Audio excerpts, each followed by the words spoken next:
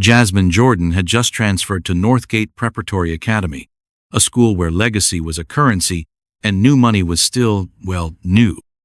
She came from a world of private jets and gated communities, but her true inheritance was a quiet confidence and a discipline forged not in a dojo, but on a private basketball court under the watchful eye of a legend. She was greatness wrapped in teenage silence, but the bullies of Northgate didn't see that. They saw a quiet black girl, an unknown, an easy target for their casual cruelty. So they came at her with condescending remarks and entitled threats, escalating their campaign of exclusion with each passing day. Then one afternoon, they crossed a line. Laughter echoed in the manicured courtyard. Someone said she didn't belong. The entire student body, it seemed, watched and did nothing. But Jasmine didn't break. They thought she was just another scholarship kid. They thought she would crumble. They were wrong. The alarm chimed at 5:00 a.m. But Jasmine Jordan was already awake. The faint scent of chlorine from the indoor pool, a familiar comfort in her new, sprawling bedroom. Chicago felt like a different world, though it had only been a month since the family had relocated to the serene, wooded estate just outside the city. She slipped out of bed and made her way not to a basement with a heavy bag, but to a full-sized, pristine basketball court in a separate wing of the house. 45 minutes later, the rhythmic squeak of her sneakers and the soft swish of the net were the only sounds. Layups, free throws, defensive slides, the movements were as natural as breathing. 2 decades of observing and learning from the best had made the fundamentals instinctive, but today they felt different. Today they felt like armor. "Jazzy, breakfast!" Her mother's voice, warm and melodious, called from the kitchen. Yvette Jordan stood by a marble island, a portrait of effortless elegance even in her workout gear. "How are you feeling about today, sweetheart?" "Fine," Jasmine said, grabbing a protein smoothie. "Just another day at the palace." Her mother's eyes, so like her own, held a knowing concern. "I know this isn't easy. Northgate is particular." Particular was an understatement. As Jasmine guided her sleek black Tesla into her designated spot in the student lot, the sea of European luxury cars confirmed what she already knew. Out of 500 students, the children of CEOs, surgeons, and old-money philanthropists, she was one of only a handful of black students. The hallways, adorned with portraits of past benefactors, buzzed with the entitled energy of future masters of the universe. Conversations, laced with talk of summering in the Hamptons and wintering in Gstaad, would dip to a murmur as she passed. Whispers followed in her wake. She kept her chin up, her posture poised, a lesson learned from countless press conferences by her father's side. Never let them see you sweat, but never, ever look for a fight. First period macroeconomics was a breeze. Second period art history was fascinating. But lunch in the sun-drenched atrium was where the real social hierarchy was on display. The legacy students, whose parents and grandparents had walked these same halls, claimed the coveted central tables. The athletes, future Ivy League recruits, held court by the floor-to-ceiling windows. Jasmine grabbed a quinoa salad and searched for a quiet corner. Well, look what the admissions committee dredged up. The voice was smooth, coated in a layer of inherited arrogance. Bryce Covington III stood a few feet away, his blazer artfully draped over his shoulders, a testament to a life without physical labor. His smile was a practiced, political thing that never quite reached his cold, blue eyes. Flanking him were Chad and Preston, 2 sides of the same counterfeit coin, their smirks carbon copies of their leaders. The low hum of the atrium quieted. All eyes, it seemed, were on the silent confrontation. Jasmine continued toward an empty table, but Bryce sidestepped into her path. "I'm speaking to you." His voice held the casual command of someone who had never been denied anything. "We need to have a little chat." She stopped, meeting his gaze with a calm that seemed to unnerve him. "About what?" "About how things operate here at Northgate," Bryce said, his smile tightening. "See, new students, especially those on financial aid, are expected to show a certain level of gratitude, deference, you might say." Chad and Preston moved to her sides. their proximity a carefully calibrated act of intimidation. The atrium was now dead silent.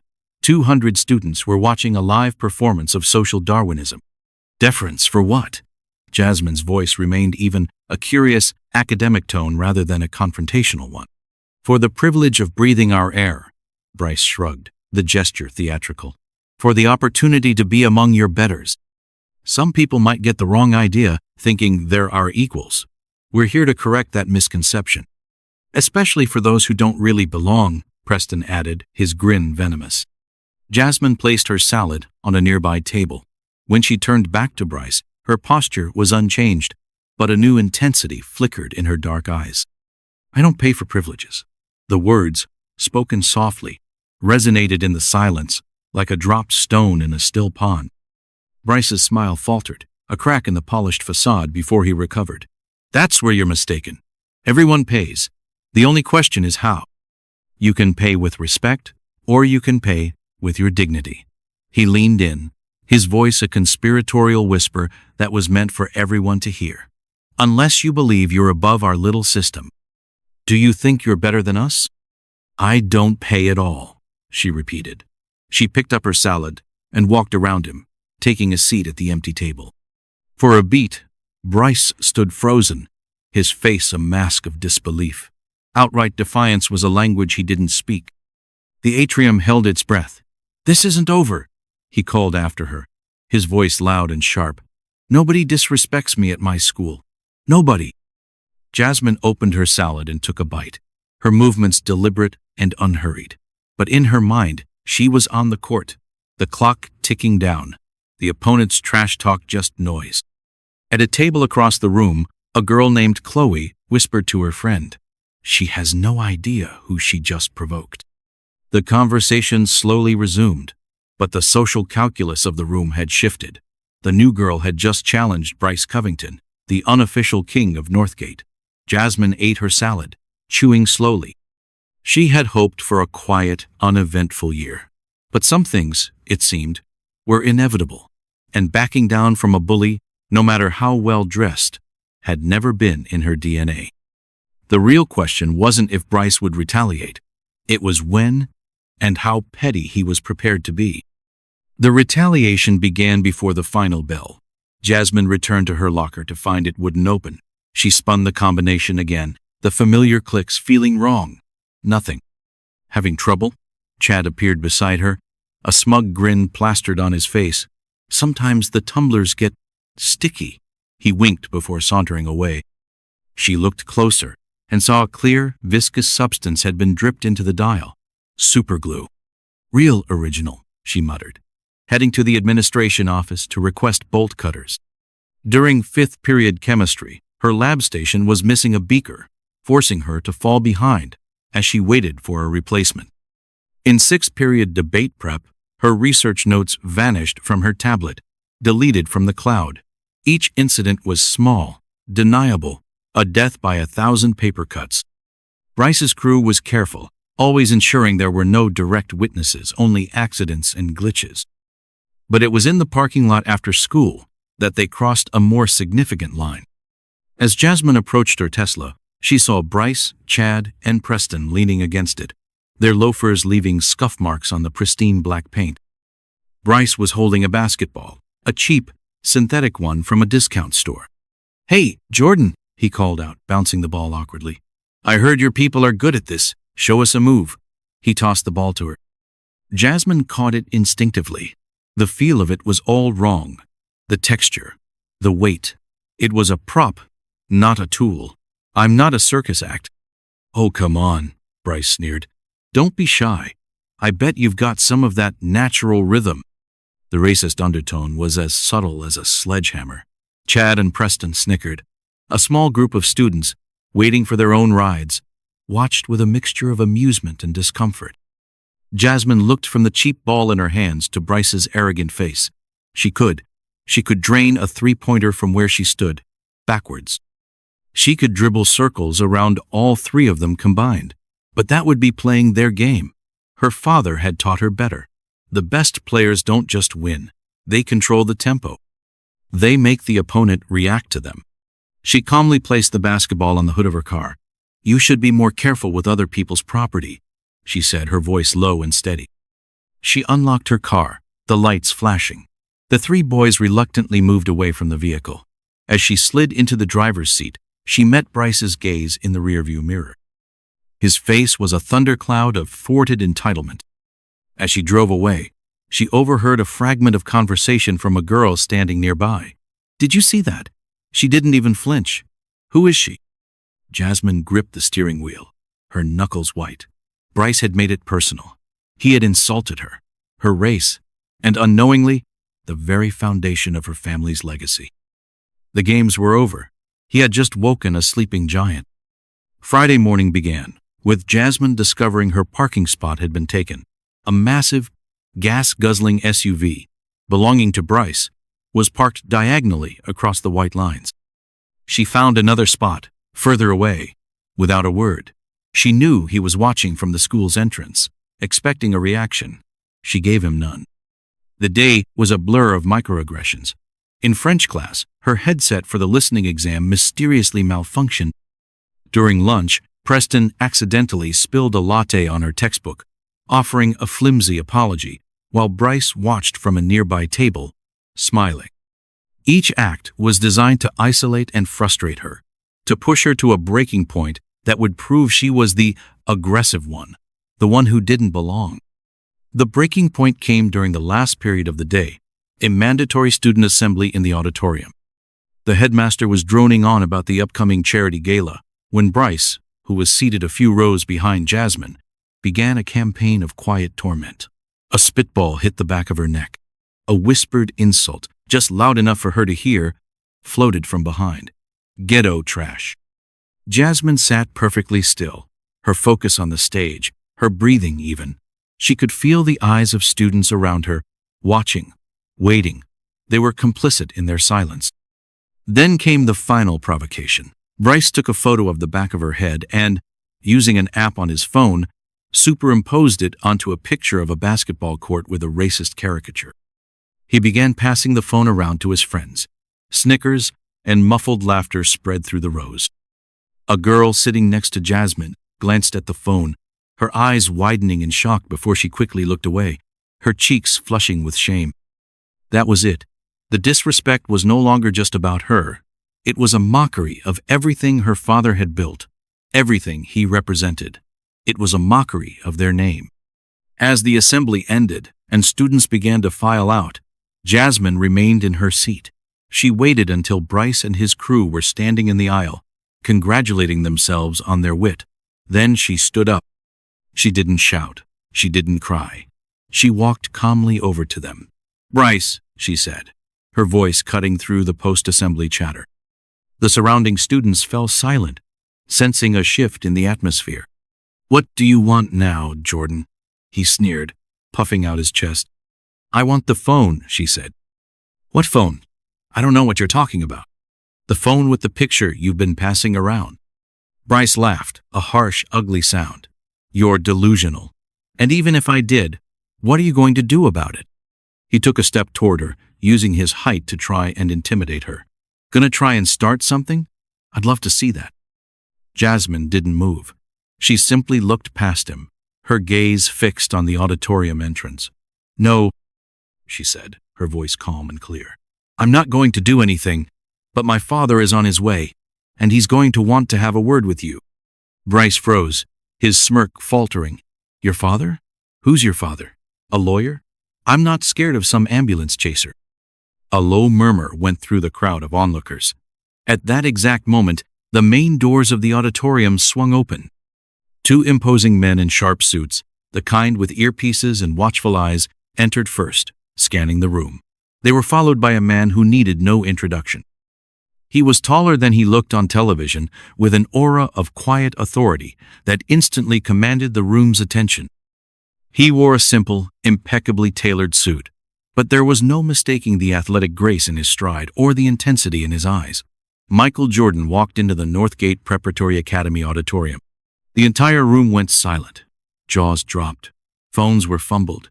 Bryce Covington III, who had built his entire identity on a foundation of inherited power and influence, looked as if he had seen a ghost.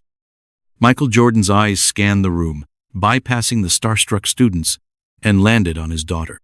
He walked over to her, his expression a mixture of concern and a deep, simmering anger that was far more terrifying than any overt display of rage. He placed a hand on Jasmine's shoulder. "You okay, Jazzy?" he asked, his voice a low rumble. She simply nodded, relief washing over her. He then turned his gaze to Bryce. It was a look that had withered opponents, silenced arenas, and defined a legacy. It was a look of pure, unadulterated focus. "You're Bryce," he stated. It wasn't a question. "My daughter tells me you have something on your phone you'd like to share with me." Bryce stood paralyzed, his face ashen. The phone in his hand suddenly felt like it weighed 1,000 pounds. The king of Northgate had just met true royalty, and he had been found wanting. The lesson was about to begin. The silence in the auditorium was absolute, broken only by the frantic, silent tapping of students texting the outside world. Michael Jordan stood before Bryce, not as a celebrity, but as a father. His presence seemed to alter the very atmosphere of the room, charging it with a gravitas these students had only ever read about. "The phone," Michael said again, his voice calm, but with an edge of steel that brooked no argument. He extended his hand. With trembling fingers, Bryce unlocked his phone and handed it over. Michael looked at the screen, his expression unreadable but for a slight tightening of his jaw. He scrolled for a moment. Then his gaze lifted, not just to Bryce, but to Chad and Preston, who looked like they wanted the floor to swallow them whole. "You think this is funny?" he asked, his voice dangerously quiet.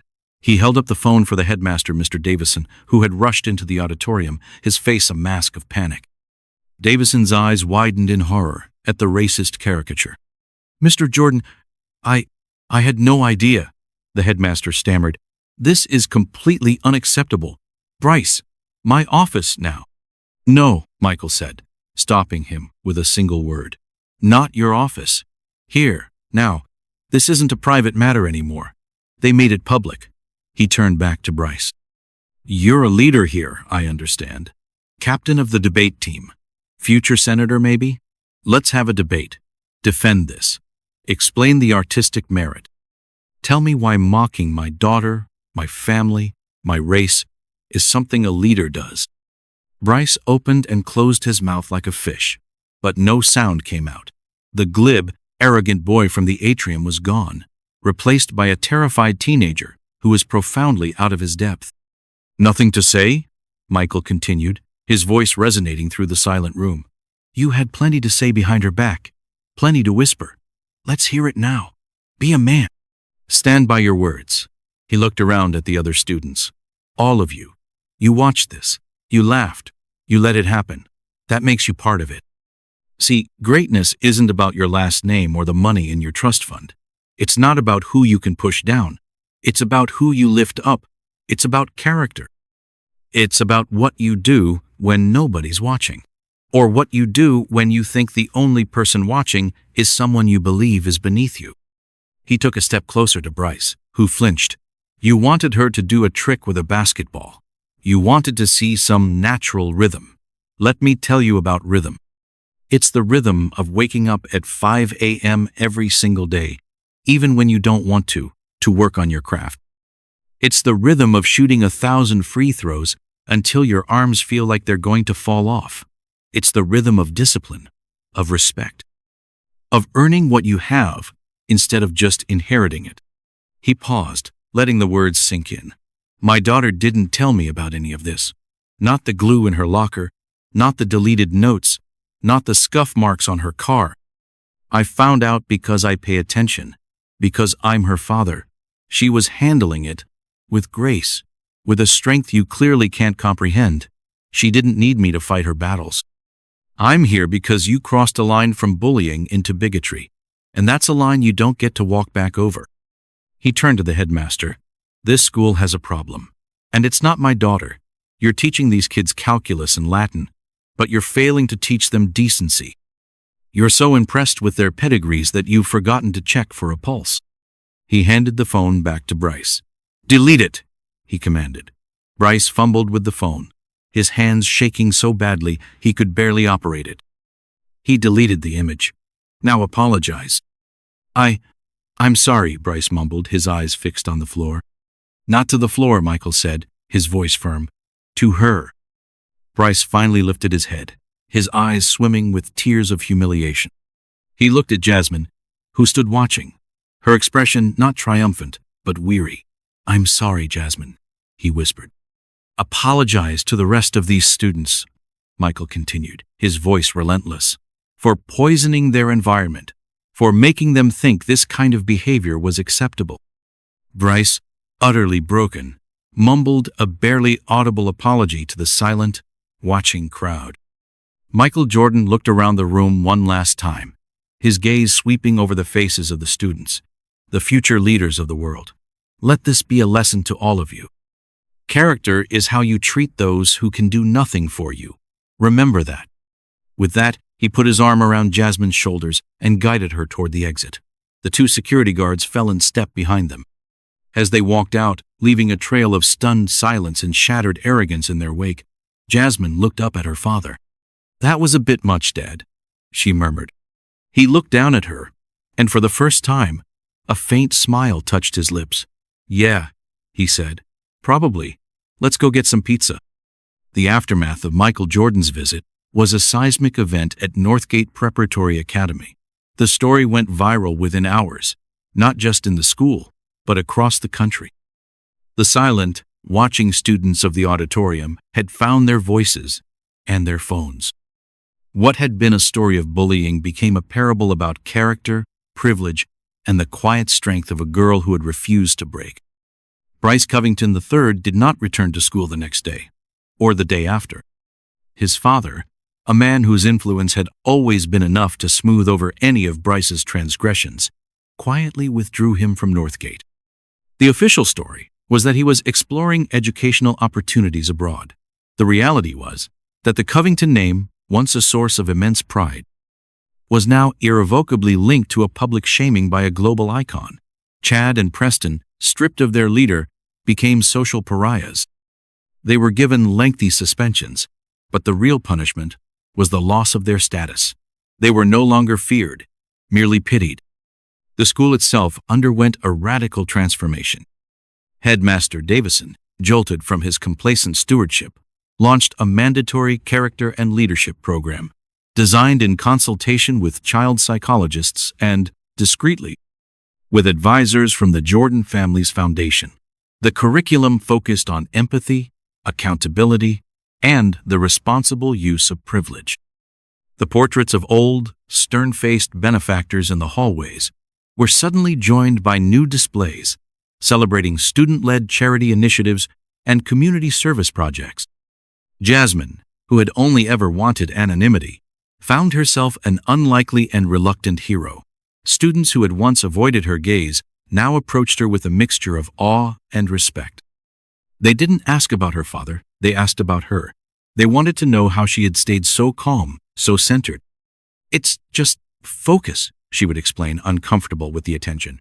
"You block out the noise and focus on the fundamentals." She started a study group for her economics class, which quickly became the most popular extracurricular activity on campus. She didn't lecture. She listened, helping her classmates break down complex theories with the same patient precision she applied to her free throws. She was no longer the new girl, or Michael Jordan's daughter. She was just Jasmine, the brilliant, kind, and unshakably composed girl who had, in her own quiet way, saved them from themselves. Months later, on a cool autumn afternoon, Jasmine was sitting in the now revitalized atrium, reading. The space was different. The rigid social geography had dissolved. Students from different cliques and backgrounds mingled freely. The laughter was genuine, the conversations inclusive. Chloe, the girl who had once pitied her, came over to her table. "Hey, Jasmine," she said, a newfound confidence in her voice. "A few of us are volunteering at the downtown youth shelter this weekend. We're running a basketball clinic for the kids. We were wondering if you'd want to help coach." Jasmine looked up from her book. A year ago, she would have politely declined, preferring the solitude of her private court. But Northgate had changed, and so had she. She had come to the school expecting to be an outsider, and, in a way, she had been. But it was from that outside perspective that she had been able to see the school's flaws so clearly. Her father's intervention had been the earthquake, but the students themselves were the ones rebuilding, creating something better and stronger from the rubble of the old hierarchy. A genuine smile spread across her face. "I'd love to," she said. "But just so you know, I'm a tough coach. We're starting with defensive slides." As Chloe walked away, excited, Jasmine leaned back in her chair. She had come to Northgate hoping to blend in. Instead, she had been forced to stand out. She had faced down the ugliest side of privilege, and had responded not with anger, but with a quiet dignity that had proven more powerful than any punch. The greatest lesson her father had ever taught her had nothing to do with a fadeaway jumper or a crossover dribble. It was that true strength wasn't about dominating the game, it was about changing it for the better. And as she looked around at the new Northgate, she knew, with a deep and abiding certainty, that they had all won.